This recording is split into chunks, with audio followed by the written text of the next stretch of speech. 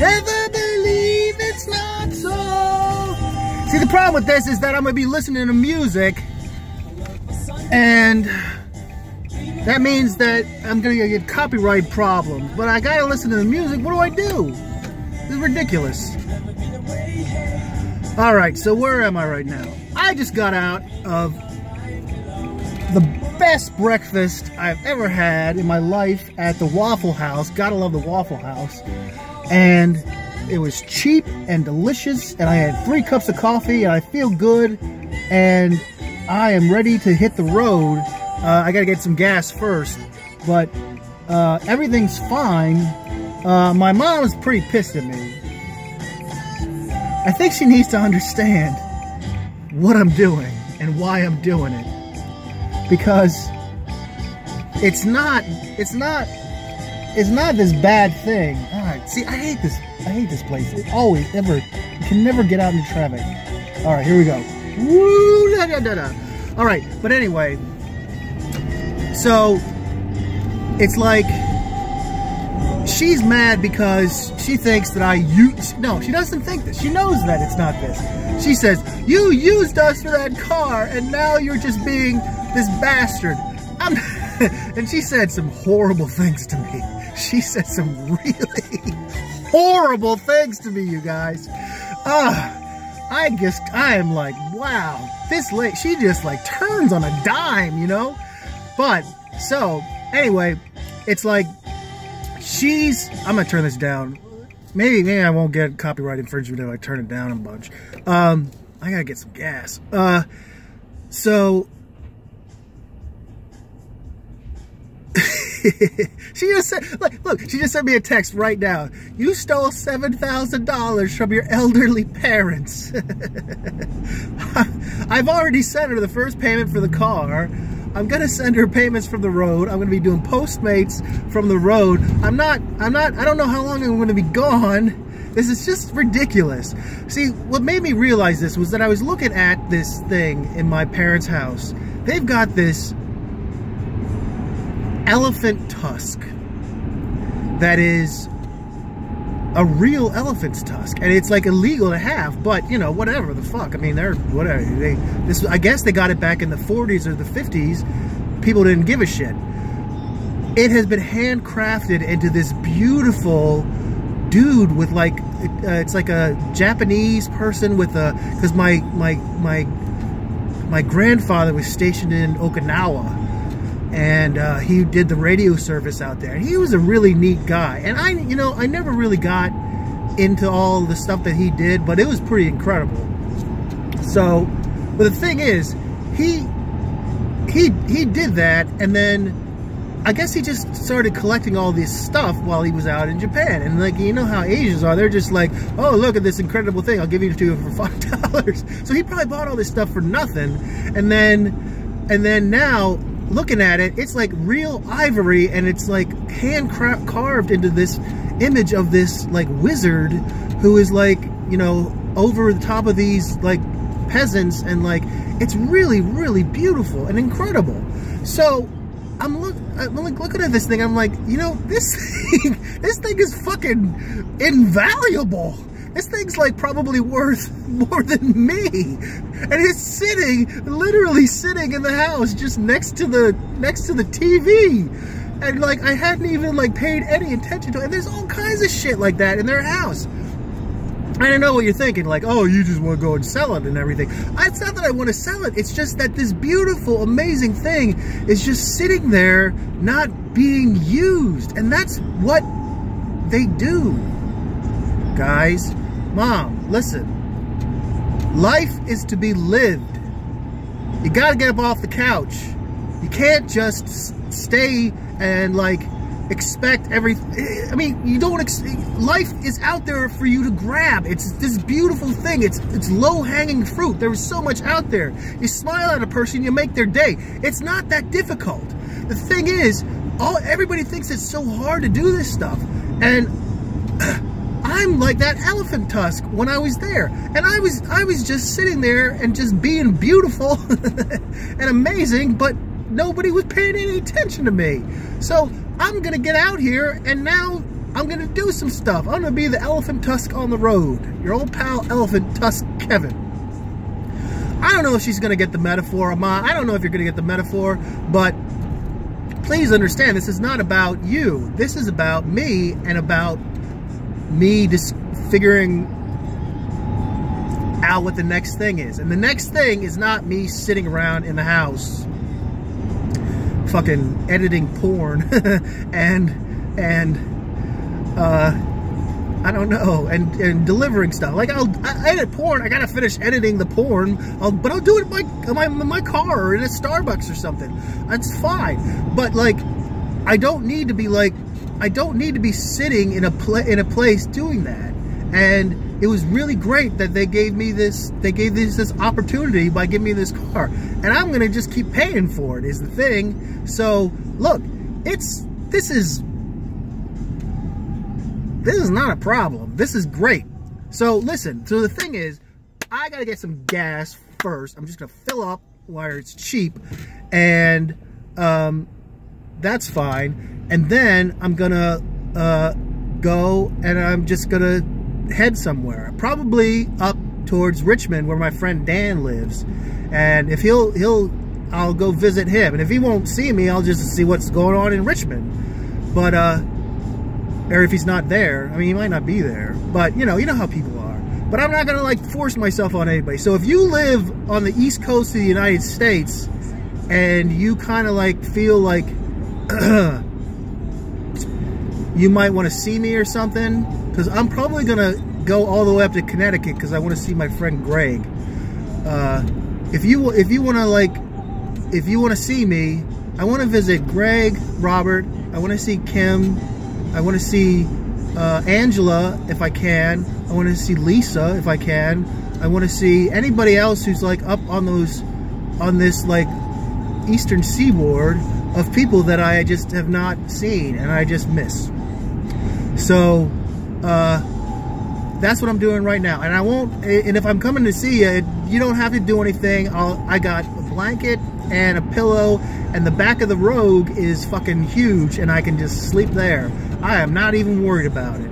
So, all right, that's my plan right now. So it's gonna be maybe like a week, maybe 2 weeks, maybe a month, maybe, you know, I gotta be back in time, because you know what? Your pal Kev fucked up. I'll tell you right now.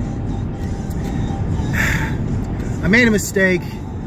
I don't know if it was like my brain chemistry or what, but I got a little bit like out there, and I kind of like shoplifted something, and at Best Buy, which was a dumb thing to do, and I didn't even need the thing, and it was just so dumb. And the guy was just like, I was like, okay, I'll see you, and I like showed him my receipt, because I actually bought something while I was there. And then he was like, you want to give me the thing that's in your pocket? And I was like, oh, okay. All right, so this is what this feels like, because I wanted to know I kind of wanted to know what it would be like to steal something, and then I wanted to know what it would be, and now I guess I'm finding out what it's like to get caught. You know, it doesn't feel good to get caught. So the guy's like, ha ha ha, and it was one of these guys. You know, I don't understand why white people think black people are like lazy and bad. Black people are the most uptight and law-abiding people in the goddamn world. You do not want to have a black person catching you committing a crime, because they will, I mean, maybe it's because I'm white, and maybe they're getting back at me because I'm white, but they are very serious about this shit, and this guy was serious about his job as being the guy who checks your receipts, not like the person at like Kmart who's just like, bye, you know. He was like serious. So I don't know. So he got me, and I was like, okay, you got me. So I gave him back the thing, and then I walked out. But then then I had stayed. They might have figured it out. They might have actually kept me there, because I was gonna just leave, because I was gonna buy this thing that I didn't really want, and I was like, I'm not gonna buy it. So then I was just gonna leave. I was just gonna buy an energy drink, and the lady was like, hey, why don't you stay, and why don't you like do this, and like let's see if we can figure out if you can actually find your thing. And I was like, well, this lady's really showing me exemplary customer service. She wasn't showing me exemplary customer service. She was trying to keep me in the store until the cops got there, because the guy knew that I had something in my pocket. So I was just mystified by that. So I walked out, and then, so the cops were there, and then, so I had to deal with the cops. And the cops were fine. It was like a white guy and a black guy. The black guy just was like, you're full of shit. You obviously some kind of dirtbag, and I'm gonna find out what you've done wrong, so let's figure this out. And I was like, okay, you can look me up. I honestly, I've never done anything like this before. I can never ever say again that I've not been picked up for shoplifting or anything like that, but right now I really have not ever. And he was like, oh, well, we'll see. And he saw it, like he just ran my numbers and everything. It was like the other day when I ran the numbers for I did that whole thing with my, I got a background check because I was applying for a job, and it came back and it's like, you're all clear. And I was like, cool, I'm clear. You know, I don't have anything. I don't know if it would come back now that I'm like some greasy criminal because I tried to walk out with a tape recorder in my pocket.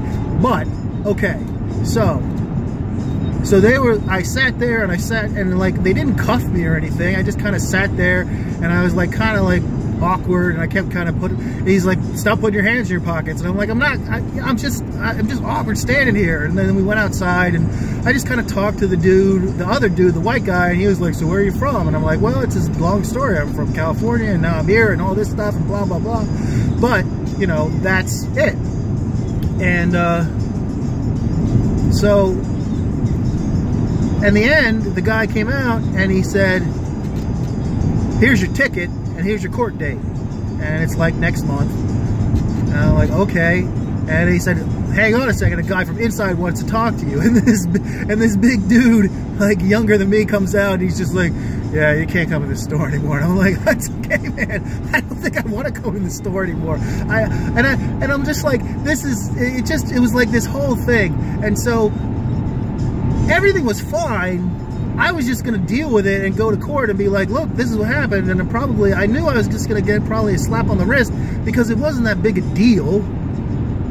Or I would go to jail for a day. I mean, what are you going to do? Yeah, okay, so I tried to steal something, okay. I mean, I didn't, but then what happened is I gave him my address, and then all these fucking shyster North Carolina lawyers started sending me letters saying, do you need a lawyer? And my mom opened my mail and she's like, oh, I did it by accident. Fuck you. You didn't do it by accident, Ma. You opened it because you were snoopy, because that's what you do, because you snoop. And that's fine. It's not fine. That's terrible. You shouldn't do that. But at least own up to it. But anyway, so she's mad at me, and now I'm just like, well, you know why I'm doing this? It's because I'm all wrapped up too tight in this goddamn town where, like, people have fucking these little, like, McMansions everywhere and these, like, horrible houses and, like, all these gated communities and all these people living like this, and I don't understand it, and it's terrible, and I'm feeling really out of place, and so I acted out. That's what I did. I acted out. And, you know, if I get in trouble for it, I mean, maybe I have a criminal record now. But, I mean, Jesus Christ, I didn't pull a gun on anybody. I didn't do anything. I just stood there and was like, you got me. I did what you said. Sorry. But, anyway. Look, if you see this video, do not go to my mom about it, okay? This is not, because she's just going to freak out. Or go ahead. Maybe she needs it, but, like, it's nobody's business but ours. But she's gonna flip out. But this is my life, and I'm living my life. And this is my car because I signed for everything. They might have put up some money for it, but until I'm not paying payments on this car belongs to me. And I'm driving it, and that's it. So we'll see what happens. And probably I'm gonna fucking get a flat tire, or the engine's gonna blow up, and it's all gonna die on me, and I know. But that's why I gotta get out of there. I gotta get out of this attitude that the worst thing possible is gonna happen, because it's not. Anyway, I love you guys. I'll see you in the funny papers. Maybe. And I'll probably be talking to you again soon. But I just wanted to give you an update about everything that's going on. I gotta find some gas. Okay, bye. See you in the funny papers.